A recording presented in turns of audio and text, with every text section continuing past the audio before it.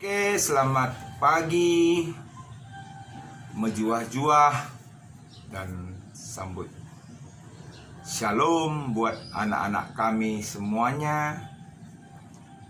Kali ini kita akan meneruskan pemberian materi kita, yaitu materi katekisasi Gereja Batak Karo Protestan. Kalau pada pertemuan materi yang lalu kita masuk kepada materi 40, 41, 42, sekarang kita masuk kepada materi 43, 44, 45. Sebelumnya, mari kita bersatu dalam doa. Kita berdoa. Terima kasih Tuhan, kami mau belajar materi katekisasi, berkati kami semua. Di dalam nama Yesus kami berdoa. Amin. Baiklah anak-anak kami sekalian, materi pertemuan 43 kamu bisa lihat di buku paket kita, buku katekisasi ya, buku katekisasi bertemakan membina rumah tangga atau perkawinan Kristiani. Tentunya bagi orang yang hendak membina rumah tangga, maka harus dulu memahami ada tiga hal. Ya, tiga hal. Yang pertama, kita harus tahu apa itu dasar pernikahan. Yang kedua, apa itu tujuan pernikahan. Dan yang ketiga adalah apa itu panggilan dari pernikahan. Nah, kalau kita melihat yang pertama, apa itu dasar pernikahan? Kalau kita berbicara tentang dasar, semua memiliki dasar. Ketika kita membangun rumah, harus yang dibuat dulu adalah dasarnya, pondasinya. Kalau kita membuat apapun, ya, semua memiliki pondasi dulu. Mau rumah yang bagaimana kita bangun? Apakah rumah bertingkat atau rumah yang tidak? Itu pun pondasinya berbeda. Kalau kita mau membangun rumah bertingkat 1, 2, atau 3 dan seterusnya, maka pondasinya itu akan harus lebih besar lagi. Semakin tinggi rumah yang kita bangun, pondasinya harus semakin kuat. Kalau tidak, akan terjadi persoalan nantinya, masalah nantinya. Demikian juga dalam pernikahan. Kita mau bangun rumah yang bagaimana? Rumah tangga yang bagaimana?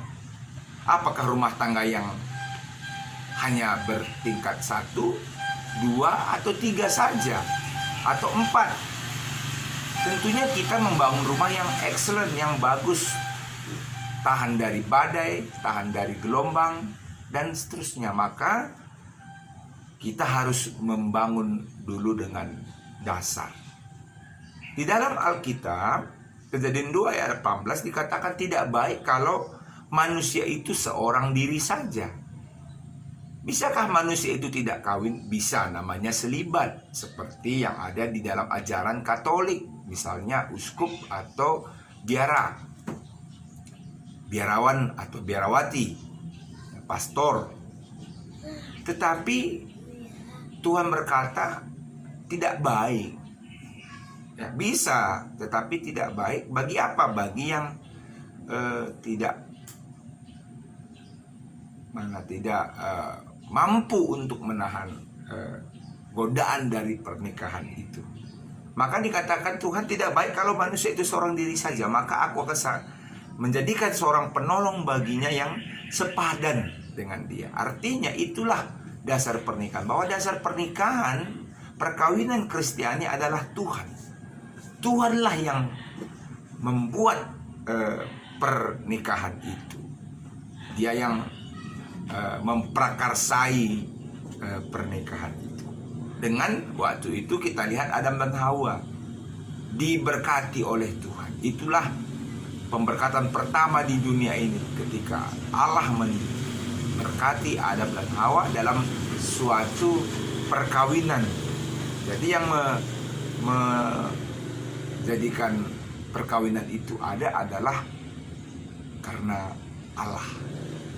Dasarnya Tuhan. Dan di dalam konvensi GBKP kita tahu bahwa perkawinan itu adalah ikatan perjanjian antara laki-laki dan perempuan di hadapan Allah dan jemaat. Makanya karena ikatan perjanjian itu, seorang Kristiani yang hendak menikah harus dengan seorang Kristiani yang lain. Dan ini harus diberkati. Nah, kalau ada seorang Kristiani yang hendak menikahi orang yang belum Kristen, dia tidak bisa diberkati kecuali yang belum Kristen itu harus masuk kepada agama Kristen dan diajari di gereja kita. Itu menyatakan bagaimana pondasi perkawinan itu. Yang kedua, kita belajar tentang apa itu tujuan. Nah, tujuan dari pernikahan itu yaitu dikatakan dalam Kejadian 2 ayat 18 adalah untuk seorang laki-laki atau seorang perempuan menjadi penolong bagi pasangannya, ya, menjadi penolong. Jadi tujuan pernikahan itu menjadi penolong bagi pasangannya. Penolong dalam hal apa? Penolong dalam hal menjalani kehidupan. Terlebih sebagai keluarga yang takut akan Tuhan, ya, yang takut akan Tuhan. Jadi seorang yang menikah itu menjadi penolong. Itu tujuan utama, supaya ada yang kita bisa kasihi, ada yang bisa kita tolong, ada yang bisa perhatikan. Begitu dengan laki-laki dan perempuan. Jadi tujuannya, ingat, adalah menjadi penolong dalam suka duka, dalam suka sakit sehat, dalam senang atau susah. Itu sama, harus dijalani bersama. Itulah penolong itu. Jadi tidak ada yang lain. Jadi itulah tujuan utama. Kalau seorang laki-laki dan perempuan sudah seia sekata, sehati sepikiran dalam kasih, maka apapun yang mereka inginkan itu dalam doa, perkataan, Tuhan akan berikan. Antara lain Tuhan akan berikan anak. Jadi tujuannya pertama bukan untuk mendapatkan anak. Kalau masalah anak itu sebenarnya suatu hal yang gampang diberikan oleh Tuhan. Makanya perlu adanya kesehatian. Satu pikir, satu kata, satu jiwa. Ini yang membedakan kita dengan di luar manusia, ciptaan Tuhan yang lain, yaitu hewan-hewan. Kalau hewan-hewan mereka kita kawinkan, tujuannya apa? Untuk bisa mendapatkan anak hewan itu, supaya bertambah banyak. Kalau seandainya ada hewan yang kita kawinkan, dia tidak bisa melahirkan atau memberikan anak bagi hewan itu, maka hewan itu akan kita potong atau kita jual. Karena tujuan utama perkawinan hewan itu adalah untuk bisa bertambah banyak. Jadi kalau seorang Kristen yang sudah diberkati, sudah menikah, mereka berpisah, bercerai dengan alasan tidak punya anak, nah itu bisa sama, mereka itu sama seperti apa tadi, bukan manusia tadi, karena tujuan mereka adalah untuk anak. No, anak itu bisa diberikan oleh Tuhan dengan berbagai cara. Yang penting adalah seia sekata, sehati, sejiwa. Itulah tujuan pernikahan. Lalu apa itu panggilan pernikahan? Panggilan pernikahan itu adalah agar suami dan istri melakukan perannya dengan baik dalam rumah tangga. Apa itu peran suami? Mengasihi istri, sama seperti Yesus mengasihi suami. Bagaimana Yesus mengasihi suami? Yesus itu mengasihi suami, mengasihi jemaat. Dia memberikan raganya, nyawanya untuk manusia. Seorang suami juga harusnya begitu dalam mengasihi anak. Dia harus memberikan segalanya untuk istrinya. Jadi jangan menyiksa istri, membuat dia sakit hati, tapi sebaliknya banggakanlah istri, sukacitakanlah istri. Itulah panggilan. Dan apa itu tugas daripada si istri? Ada juga tugas dari istri adalah untuk patuh kepada suaminya. Seorang istri harus patuh kepada suaminya seperti jemaat yang harus patuh kepada Tuhan. Ya, jadi seorang istri itu panggilannya adalah patuh, menghargai suaminya. Kalau dua peran ini dilakukan, percayalah, dalam Efesus 5 ayat 21 dikatakan mereka disatukan untuk menjadi satu dalam hal menjalankan tugas dan tanggung jawab. Ya, dalam membina rumah tangga ini suatu hal yang harus dilakukan. Ya, makanya adanya kesungguhan, adanya keseriusan dalam hal suami dan istri untuk membina rumah tangga itu. Ya, makanya ada pengenalan sikap, watak, perilaku dalam pertemanan itu harus. Jadi itulah yang perlu kita ketahui. Ada 3 hal dalam hal perkawinan. Yang pertama adalah dasar, yang kedua adalah tujuan, dan yang ketiga adalah panggilan. Ya, baik, itu saja yang bisa saya berikan secara ringkas bahan kita. Baiklah anak-anak kami yang terkasih dalam Tuhan, berikutnya pertemuan kita, pertemuan 44, yaitu anak dalam rumah tangga Kristen. Anak dalam rumah tangga Kristen. Ya. Kamu adalah anak-anak rumah tangga Kristen. Saya juga anak rumah tangga Kristen. Anak ini merupakan penerus masa depan kehidupan keluarga. Ya, ketika Allah menciptakan manusia, dalam Kejadian 1 ayat 27 tertulis bahwa Ia telah memerintahkan manusia untuk beranak cucu dan memenuhi bumi. Itulah perintah Allah. Ya. Setelah mereka menjadi penolong yang sepadan, mereka diperintahkan untuk beranak cucu dan memenuhi bumi. Ya. Sehingga dengan demikian, anak itu juga adalah pemberian Allah.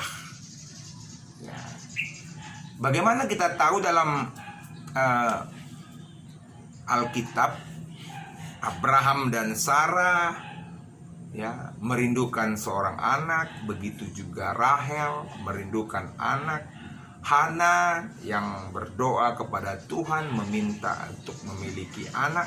Elizabeth juga begitu, dia bersuka cita setelah mengandung.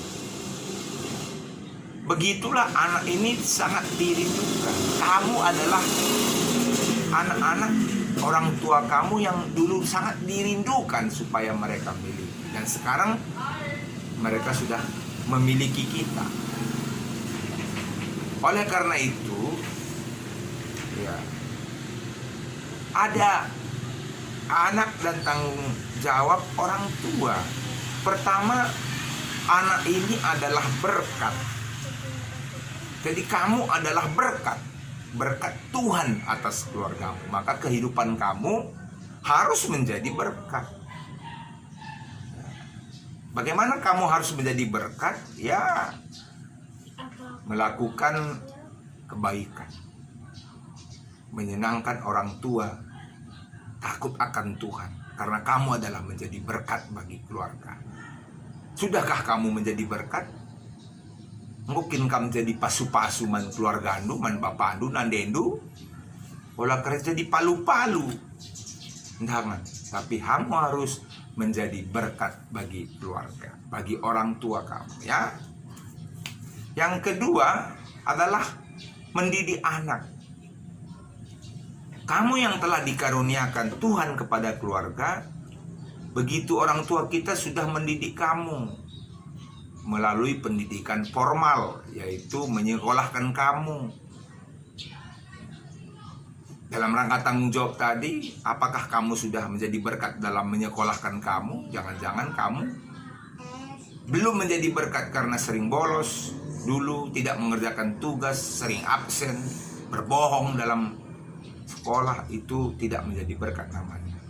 Tapi kamu harus menjadi berkat, belajar dengan sungguh-sungguh, mengerjakan tugas, mengerjakan PR.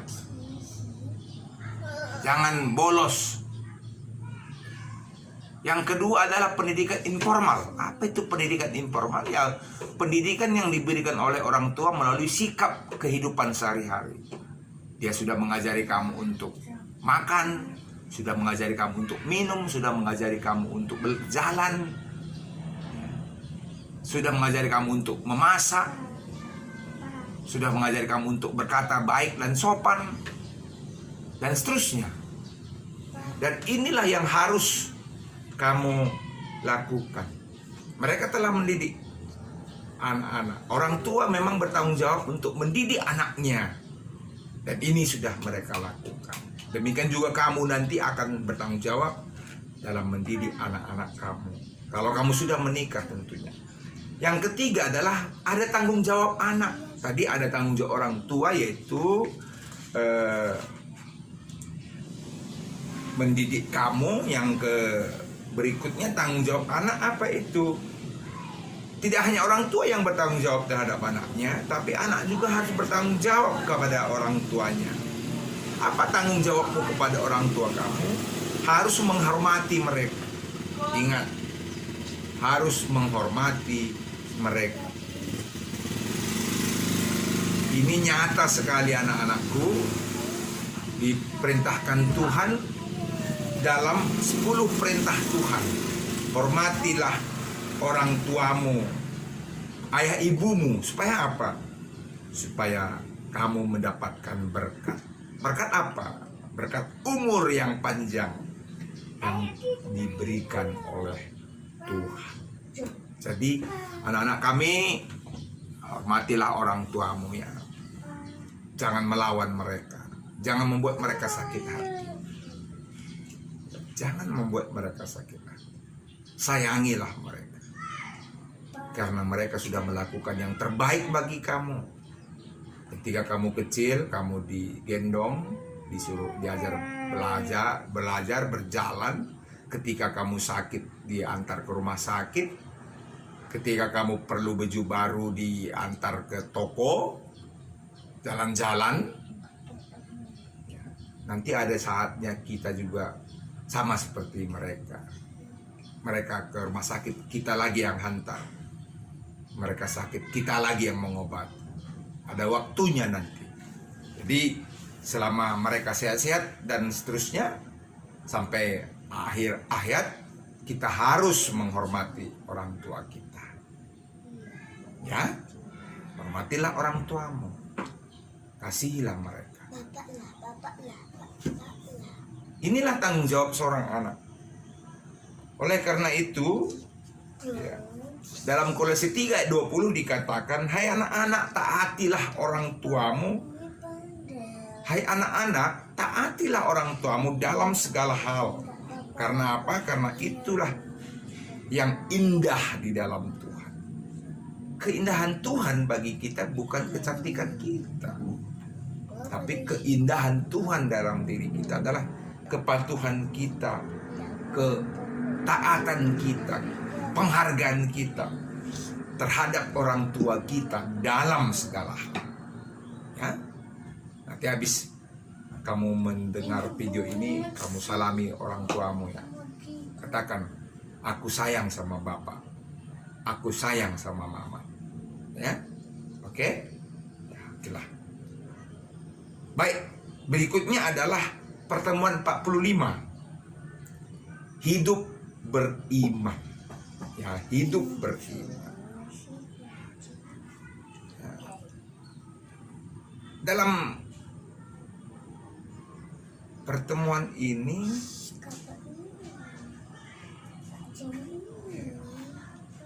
bagaimana kita dipanggil untuk memiliki kehidupan sebagai orang yang beriman. Ya. Nah, anak-anak kami sekalian, kalau berbicara tentang kehidupan beriman, ada kata iman. Iman itu digambarkan antara hubungan antara Allah dengan umatnya, ya, dengan umatnya. Jadi hubungan antara Allah dengan kita, itulah iman. Kita melihat dalam materi kita ini bahwa bagaimana contoh kehidupan beriman anak-anak Tuhan pendahulu kita. Yang pertama adalah Abraham. Abraham disebut orang yang beriman. Karena apa?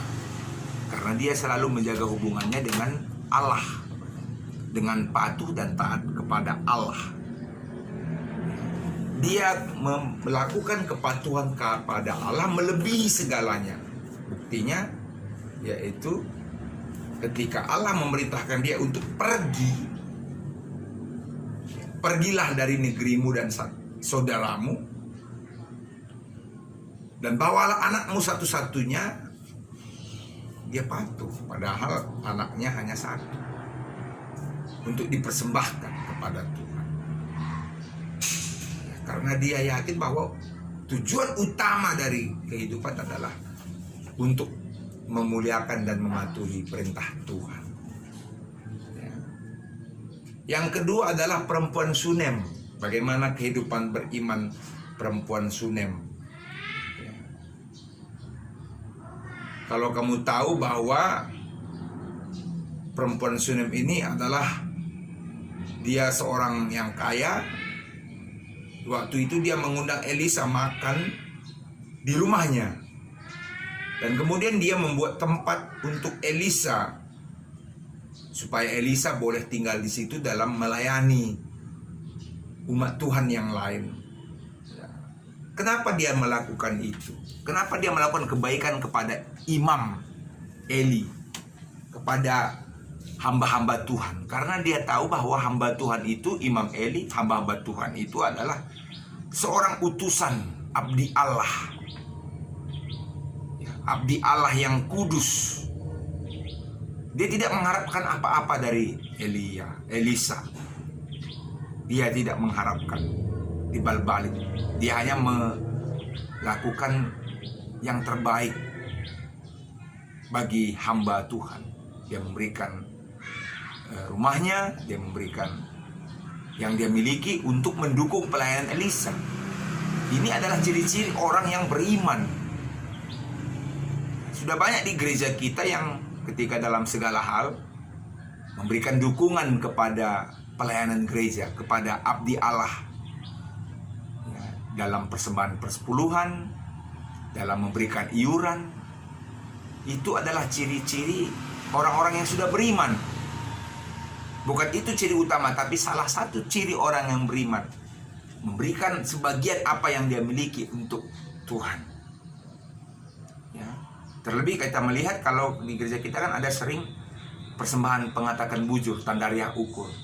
Ya, dikala suka duka, ya, semua jemaat berganti-ganti memberikan ucapan syukur kepada Tuhan untuk mendukung pelayanan gereja, mendukung pelayanan pendeta, untuk mendukung pelayanan pertua diaken, pelayanan diakonia. Kan dia berikan persembahan gitu. Pos-posnya kan kamu bisa lihat ya. Itu adalah dukungan bagi hamba Tuhan, seperti yang dilakukan oleh perempuan Sunem tadi. Jadi itu langkah atau ciri-ciri orang yang beriman. Ya.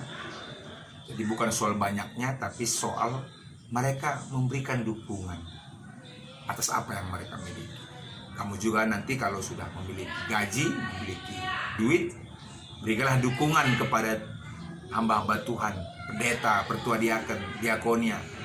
Berikanlah pengatakan bujur du, berikanlah iuran du, berikanlah persepuluhan du untuk kemuliaan Tuhan.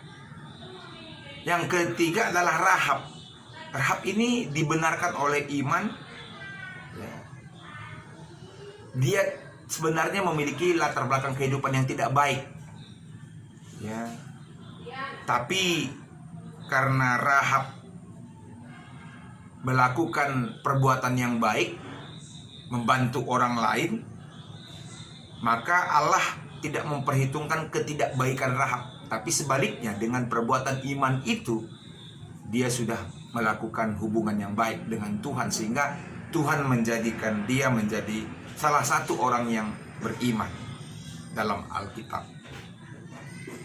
Hidup beriman artinya bahwa percaya bahwa Allah berkarya dalam kehidupan kita. Berkarya dalam kehidupan kita. Meyakini bahwa Allah akan melakukan perbuatan dan kuasanya anak-anak kami, ya, pada kita. Ya. Nah, kalau kita berbicara tentang iman tadi di dalam perjanjian lama, kita berbicara iman dalam perjanjian baru. Ya, bahwa kalau dalam perjanjian baru, iman itu adalah percaya atau mempercayai. Jadi ada dua dalam perjanjian lama tadi, hubungan dengan Allah. Yang kedua dalam perjanjian baru adalah percaya dan mempercayai. Sehingga dengan percaya dan mempercayai kita diberkati. Contohnya orang buta yang percaya kepada Tuhan bisa melihat. Perempuan yang sakit pendarahan, dia katakan, asal ku jamah saja jubah Tuhan, penyakitku akan sembuh. Dia percaya dan dia disembuhkan. Perwira Kapernaum yang anaknya sakit, ya, tapi dia percaya datang kepada Tuhan, dia percaya kepada Tuhan, akhirnya anaknya sembuh. Jadi inilah kehidupan beriman. Ada dua hal, menjaga hubungan dengan Allah, dan yang ketiga adalah percaya dan mempercayai Allah dalam hidup kita. Sehingga dengan demikian kita akan diberikan berkat.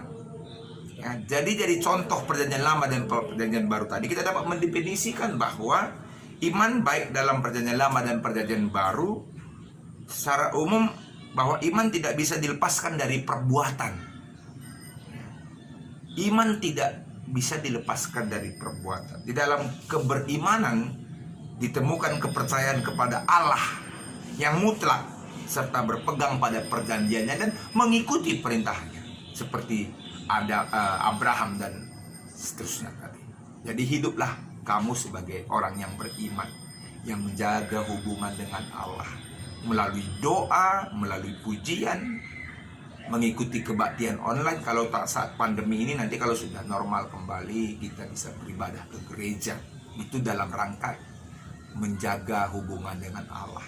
Dan ketika kita bergereja, ketika mengikuti pelayanan, ketika kita kebaktian online dan seterusnya, dalam pelajaran ini juga kita harus percaya dan mempercayakan diri kita kepada Tuhan. Mempercayai Tuhan bahwa Tuhan lebih berkuasa, paling berkuasa. Dia bisa mengangkat kita dari keterpurukan, memberikan berkat yang berkelimpahan, dan menjadikan kita anak-anak yang menjadi berkat dalam hidup ini.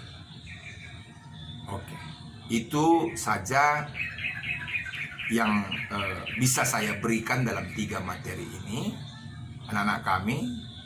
Sehingga baiklah, saya akan memberikan tugas bagi anak-anak kami semuanya. Yang pertama adalah tugasnya tuliskan. Yang pertama, tuliskan 2 ayat tentang perkawinan di dalam Alkitab. 2 ayat saja. Tuliskan 2 ayat tentang perkawinan dalam Alkitab. Yang kedua adalah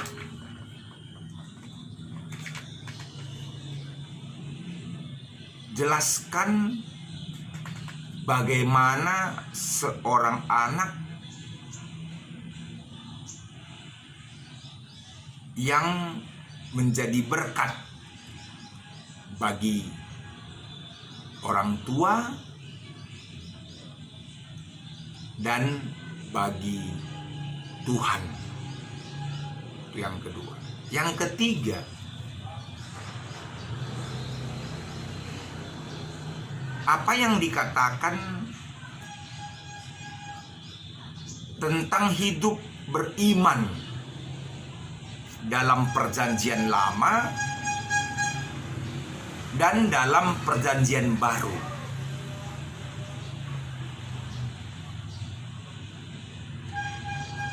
Dan sebutkan contoh-contohnya. Sebutkan contoh-contoh. Nah, ini kamu kerjakan sebagai tugas online. Dan selanjutnya sebagai tugas PJJ, tuliskan 3 poin yang kamu dapat dalam khotbah PJJ online. 3 poin yang kamu dapat. Oleh karena itu kamu bisa buka PJJ online kita, atau tanya kepada orang tua kita apa yang dia dapat. Itulah yang kamu tuliskan di dalam PR kamu. Kalau kamu ada tugas, tidak usah semuanya ikuti ya, sebentar saja. Lalu mungkin kalau orang tua yang mengikuti, diminta apa 3 poin yang kamu dapat, Mak, dari PJJ online yang dikasih sama pendeta. Kalau bisa ya sama seperti mereka, bersama-sama mengikuti PJJ. Bersama-sama mengikuti PJJ. Itulah tugas materi dan tugas PJJ online.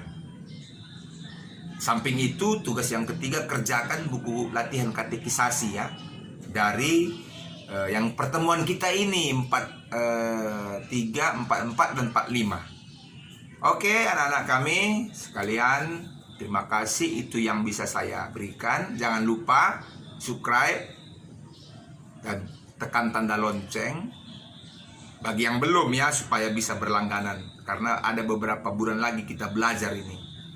Dan like juga, serta share, bagikan kepada teman-teman kamu di Facebook teman-teman kamu, supaya mereka juga bisa mempelajari buku katekisasi melalui video online ini, video kita ini. Oke, terima kasih, salam sehat, Tuhan Yesus memberkati. Mari kita berdoa. Terima kasih Tuhan, berkatilah apa yang sudah kami terima dalam materi yang disampaikan oleh hamba-Mu, agar kami dapat ingat dan dapat kami pakai dalam hidup kami sehari-hari. Di dalam nama Yesus kami berdoa. Amin. Oke, jangan lupa kasih salam sama orang